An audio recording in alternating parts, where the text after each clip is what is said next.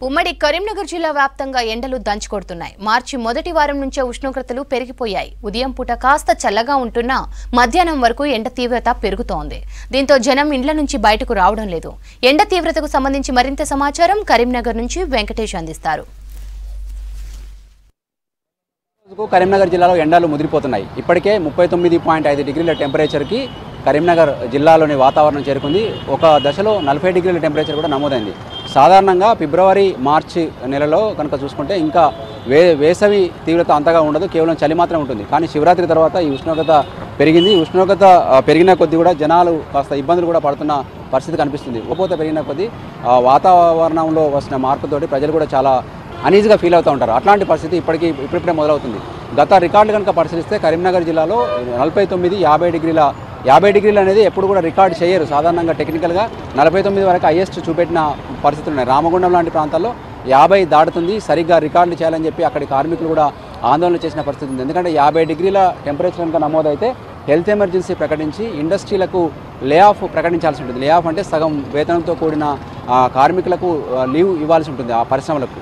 అట్లాంటి కండిషన్ ఉన్నప్పటికీ కూడా లేనట్టుగా చూపిస్తున్న ఆరోపణలు ఉన్నాయి. ముఖ్యంగా కరీంనగర్ జిల్లాలో మనకు వాతావరణంలో మార్పులు ప్రతి సంవత్సరం పెరుగుతూ ఉన్నాయి. మనకు గ్రీన్ హౌస్ ఎఫెక్ట్ అనే ఒక సాంకేతిక పేరుంది. గ్రీన్ హౌస్ ఎఫెక్ట్ అంటే ఎక్కడైతే వాతావరణంలో కాలుష్యం పెరుగుతూ ఉంటుందో అక్కడ ఎండాకాలంలో అతి ఉష్ణోగ్రతలు, చలికాలంలో అత్యల్ప ఉష్ణోగ్రతలు నమోదవుతూ ఉంటాయి. ఇక్కడ మనకు అనుకున్నట్టుగానే రామగుండంలో 7-8 డిగ్రీల టెంపరేచర్ చలికాలంలో నమోదైతే అదే ఎండాకాలంలో 49 నుంచి 50 డిగ్రీల టెంపరేచర్ నమోదవుతుంది. దీనికి ప్రధాన కారణం వాతావరణంలో వస్తున్న కాలుష్యం, ముఖ్యంగా అటు బొగ్గు గనులలో ఉండే బొగ్గు కాలుష్యం కావచ్చు, తర్వాత మిగతా ప్రాంతాల్లో ఇప్పుడు ఇసుక తవ్వకాలు కావచ్చు, గ్రానైట్ గుట్టల తవ్వకాలు కావచ్చు, చెట్లు అడవులు నరికివేత కావచ్చు, ఇవన్నిటి కారణంగా ఎండలు పెరుగుతూ ఉన్నాయి. మీకు ఎట్లా ఉందండి ఇప్పుడు ఎండాకాలం 2-3 రోజుల నుంచి చూస్తుంటే? ఇప్పుడు పోయినసారి కంటే ముందుగానే ఎండలు స్టార్ట్ అయినాయండి. శివరాత్రి రోజు శివ అనుకుంటా చలి వెళ్తుండే, దాని తర్వాత ఎండలు వస్తుండే. కానీ ముందుగాల 15 రోజుల నుంచి ఎండలు స్టార్ట్ అయినాయి.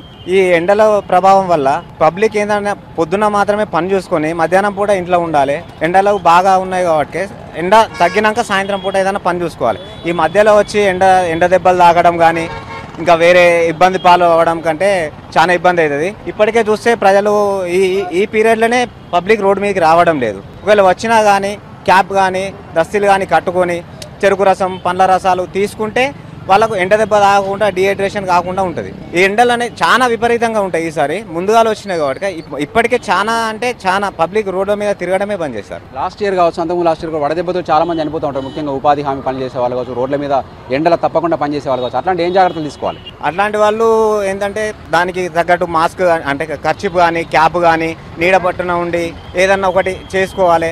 కొబ్బరి నీళ్ళు కానీ కర్బూజా పండు కానీ ఫ్రూట్స్ లిక్విడ్ ఏదన్నా ఎక్కువ మనం బయటకు వచ్చినప్పుడు చెరుకు రసం కానీ తీసుకుంటే బాడీ డిహైడ్రేషన్ కాకుండా ఎండ దెబ్బ తాకకుండా ఉంటుంది. మీ ఇంట్లో చిన్నపిల్లలు కావచ్చు, పెద్ద మనుషులు కావచ్చు, వాళ్ళు ఏం జాగ్రత్తలు తీసుకుంటారు? పిల్లలు మార్నింగ్ వస్తాయి కొద్ది రోజులు ఇంట్లోకి వెళ్ళనివ్వద్దు, ఇంట్లో ఉండాలి. ఇంట్లో ఉన్నా కానీ ఏదైనా నీడ ఈవినింగ్ అవర్స్ బయటకు వెళ్ళినా కానీ ఆడుకోవచ్చు. కానీ మార్నింగ్ అవర్స్ అయితే చాలా ఇబ్బంది అవుతుంది. 10:30 తర్వాత బయటకు వెళ్ళే పరిస్థితే లేదు. అందుకని ఏదైనా అంటే ఎంప్లాయీస్ అంటే కంపల్సరీ వాళ్ళు ఆఫీస్కి ఉంటారు కాబట్టి బయట ప్రైవేట్గా పనిచేసే వాళ్ళు తిరగడానికి ముందు కంపల్సరీ క్యాప్ కానీ కర్చీప్ కానీ పెట్టుకొని మధ్యలో వాటర్ కానీ జ్యూసులు కానీ అవి తాగితే ఎలాంటి ఇబ్బంది ఉండదు. ఎండల తీవ్రత సాధారణంగా దినసరి కూలీలు కావచ్చు, రోజు బయటకు వచ్చి పనిచేసే వాళ్ళ మీద తీవ్రంగా పడుతుంది. ముఖ్యంగా ఎండాకాలంలో ఆటో డ్రైవర్ల గిరాకీ మీద కూడా దీని ప్రభావం పడుతుంది. అన్న ఆల్రెడీ ఎండాకాలం వచ్చేసినట్టు కనిపిస్తుంది. మీకు ఏమైనా గిరాకీ మీద ఎఫెక్ట్ పడదా? గిరాకీలు ఇవ్వన్నా ఎండ చేయబట్టి 3 రోజుల ఎండ అపీతంగా కొడుతున్నాయి. ఎండలు ఇంట్లో ఉన్నారన్నా గరుమి ఎత్తుంది, బయటకు వెళ్ళి తిరుగుదామన్నా కర్చీప్ కట్టుకునే కాలం వచ్చింది. ఎండ బాగా కొడుతున్నాయి. అందుకోసం మార్చిలో ఇట్లుంటే మీకు ఏప్రిల్ మే ఎట్లా ఉంటుంది మీ పరిస్థితి? ఇంకా ఘోరం ఉంటుంది అన్న. ఇప్పుడే ఇట్లుంటే ముంగట ఘోరం ఉంటుంది అని అనిపిస్తుంది. ఏ టైంలో ఎక్కువ ఆట నడుపుతారు ఎండాకాలంలో? సాధారణంగా మేము ఎక్కువ మబ్బులే నడుపుతున్నాం సార్. మబ్బులు తీసి మళ్ళీ 9 వరకు ఇంటికాడ పెట్టేసుకుంటున్నాం సార్.